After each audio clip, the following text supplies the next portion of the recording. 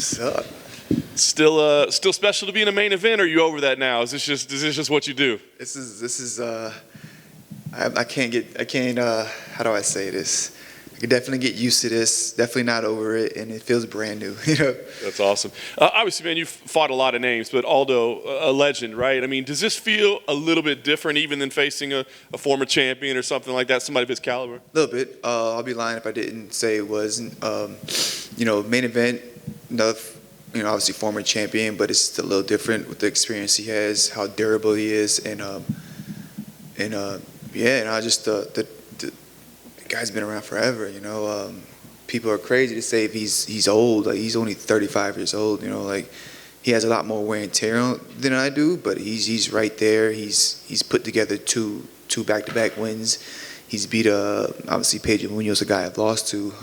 So it's like he's looking sharp.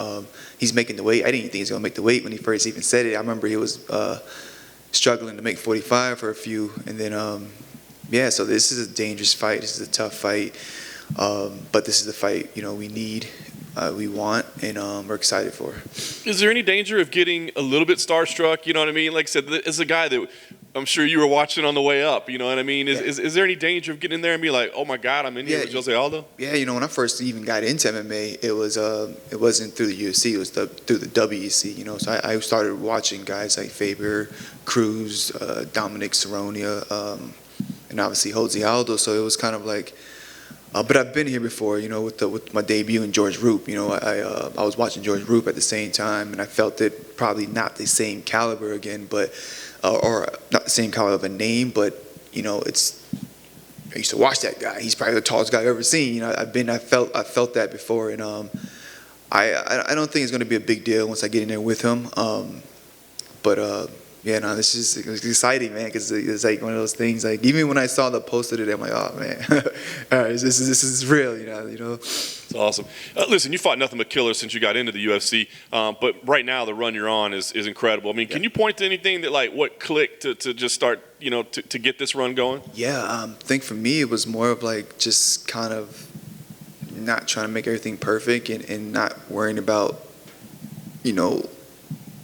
how do I say, like, making everything perfect and not being afraid to look dumb out there, like, just go out there and just try things and figure it out, and once I kind of got that in me, and like, just really was like, nah, we're just going out there and we're just playing. We're not trying to force plays. We're just going to go out there and play. Once I kind of really bought into that and just really did it, it was over. Like, I just started having fun, started smiling, and we put four together. That's awesome. How do you evaluate Aldo right now, right? I mean, no doubt his legendary status. Some people say he's kicking a little bit less these days. Maybe he's doing some different things. Where do you look at him? Is this guy as dangerous as anybody as you fought, or is he tailing off? 100%, man, 100%. I'm expecting a big right hands, big left hooks, and him coming right back to those low kicks, and mixing in some wrestling. I'm expecting that. Hopefully he doesn't have to go all 5 rounds and I get in there and get him out of there, but I'm expecting to go 5 rounds as well. I think this is going to be a fun fight, entertaining fight, but I will be looking for that finish the whole time. I was going to say, I mean, obviously you guys are both well-rounded fighters, but I think a lot of us are excited because it looks like it might be fireworks on the feet. Is that the type of fight that you're expecting? 100%, 100%. I think it's in his DNA. I don't think he doesn't know how not to put on an exciting fight, So, yeah, man, I'm excited. This is exactly what we wanted. It's exactly, like I said, we need, and I'm just blessed and grateful for this opportunity. And we know this is a good fight. We know it's an exciting fight, but I don't think we know exactly what the stakes are, right? We know it's a big one. Yeah. But what do you think? I mean, are you looking at this as a potential #1 contender fight? Are you looking at this as, well, I get Dillashaw? I mean, what are you thinking? There's some options. Obviously we have the champ still out, and I guess there's rumors that fight happening again. I think best case scenario, and I'm not wishing anything on him, if Aljamain can't, or he's not healthy enough to fight, I think, we strip him of the belt, me and Jan get in there and fight for the belt. Obviously they fight, hopefully a big finish or a win does enough for me to get the title shot after they fight, but it's still TJ Dillashaw out there, so it's kind of like, all right, worst case scenario, we fighting TJ to get to the shot. and then it's still Corey Sandhagen, you know. So again, like there's so many options. I'm like, I'm not even thinking title right now. I got this killer in front of me, then I got 2 more killers in front of me, and then again, probably one of the best strikers out there is Corey Sandhagen, coming off of you know 2 losses, but he's still right there, you know. So I'm like, I'm not even worried about, you know, matching. I'm gonna let Tyson and obviously Sean do that. I just want to get in there, finish, you know, get finished with this fight, and then we'll talk from there.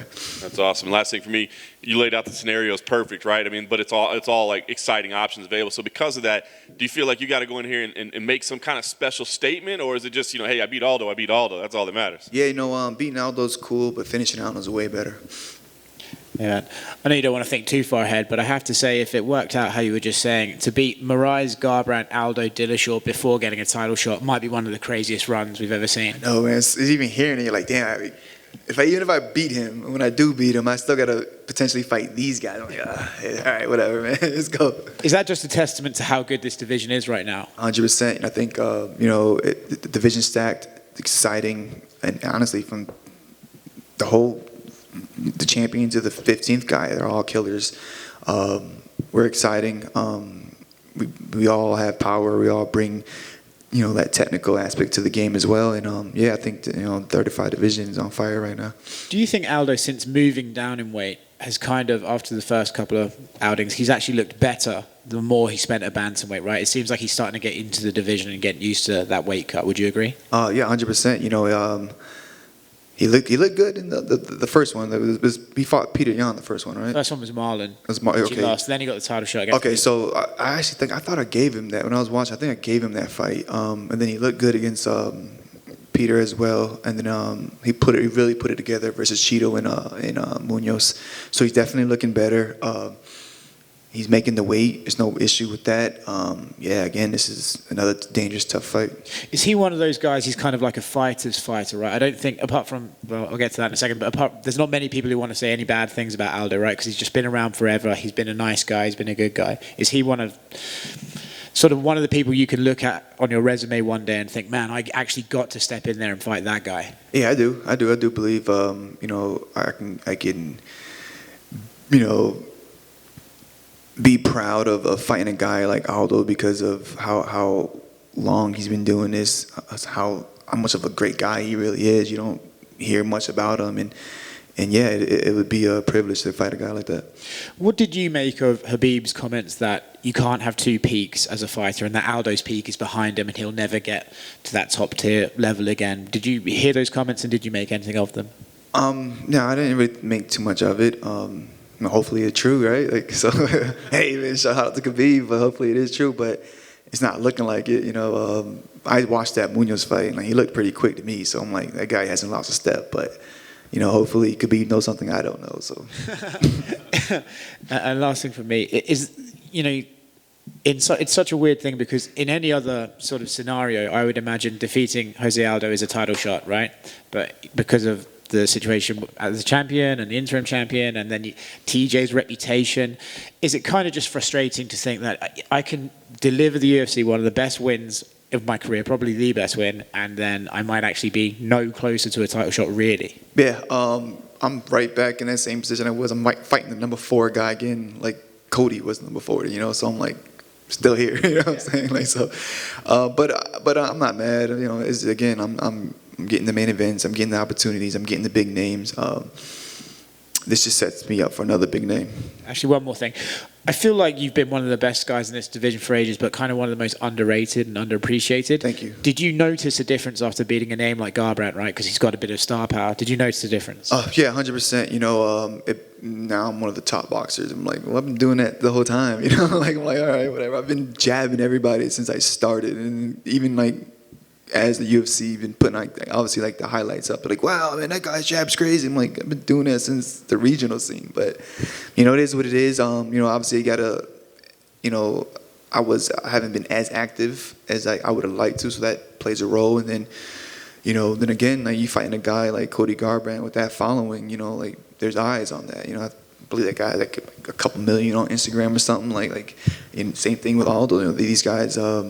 they have big followings, big names, and I'm trying to steal some of that shine. I feel like the best boxer conversation is coming up every week now, and it's funny because most of them seem to be in your division. Let's go. But where do you give me the top 3 best boxers in the UFC right now? Calvin Kattar, Rob Font. Oh, man, it's tough, man. It's tough. Holloway is going to say, "Well, I beat Calvin, so I must be better." Technically, yeah, on paper, right? And obviously you got to throw in Max as well, but yeah. Cool. Thanks, mate. Thank you.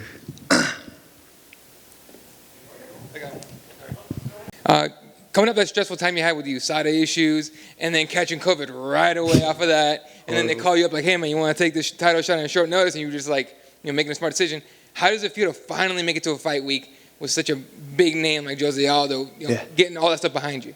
Yeah, so again, it sucked. I went from obviously beating Cody Garbrandt, going through that high, then getting a text from Jeff and Donna saying, "Hey, we need to talk." And you're like, "Well, what the fuck do we need to talk about? Like, we don't need to talk about anything." Like, and they're like, "Listen, you popped for chlorphenicin." I'm like, "I don't even know what that is." Like, break it down. And then basically we had to go around and collect, or put together what I ate that week leading up to the fight, the fight week, and the products I was taking and all that, and ended up being all the cosmetic products I was taking, from the lotions to shampoo and even the sunscreen. So once we figured that out, it was all right. Now we got the proof. Now we just got to wait for the hearing.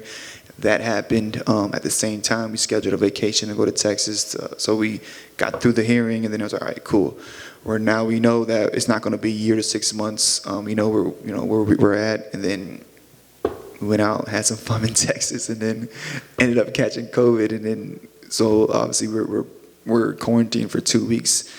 Finally get done with that. Then we get the call, "Hey, you want to go to Dubai to fight Peter for the belt?" I'm like, "Oh, come on, man." I'm like, obviously we tried it out, played around with a couple sessions, just wasn't feeling right. It was I think it was more of like I'm trying to figure out everything just to get to the fight instead of just focus on winning the fight. And it felt rushed. I think collectively as a team, everybody was like, "Listen, let's just say no to this. You've been in the house, watching Netflix for 2 weeks. Like, think about it." And it was just like, "Yeah, but," and it was like finally we said no. And then so it sucked for after that. After saying no, it sucked for like maybe 2 or 3 days, and then boom, we got the call. Jose Aldo. I was like, "Shit, that sounds even better." Like, let's go. Like, that's perfect. Main event in Vegas. I don't have to take that flight. Like, let's go. Perfect. It's not the belt, but it's just as good.